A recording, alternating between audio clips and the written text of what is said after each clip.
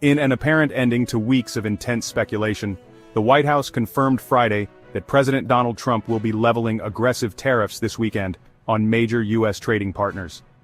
Caroline Leavitt, the White House press secretary, said Trump will be implementing 25% tariffs on Mexico and Canada, as well as a 10% duty on China in retaliation for the illegal fentanyl that they have sourced and allowed to distribute into our country. The White House provided few details on exactly how the levies will be meted out, saying that they will be available for public inspection at some point Saturday. The news sent the Dow Jones Industrial Average down more than 300 points, or about 0.7%. The S&P 500 traded slightly lower, and Nasdaq Composite traded marginally higher. All three major benchmarks were up solidly earlier in the day. These are promises made and promises kept by the president, Leavitt said. There was no word on potential exemptions to the tariffs. The White House denied an earlier Reuters report that there would be at least some exclusions rather than simply blanket measures covering all products, and that the tariffs would be delayed until March 1st. Together, the United States does about $1.6 trillion in annual business with the three countries.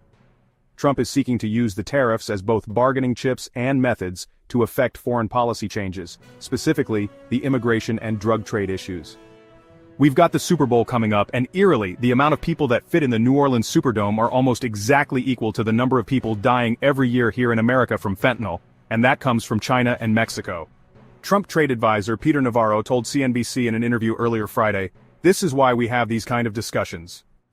Economists worry that the tariffs could reignite inflation at a time when it appears price pressures are beginning to abate. The Commerce Department reported Friday that an inflation reading closely watched by the Federal Reserve rose to 2.6% in December, but the details in the report appeared more positive. However, Fed officials have said they are monitoring the impact of fiscal policy. Fed Governor Michelle Bowman said, "It will be very important to have a better sense of the actual policies and how they will be implemented, in addition to greater confidence about how the economy will respond." Don't forget to subscribe to our channel and hit the notification bell to stay updated with the latest insights.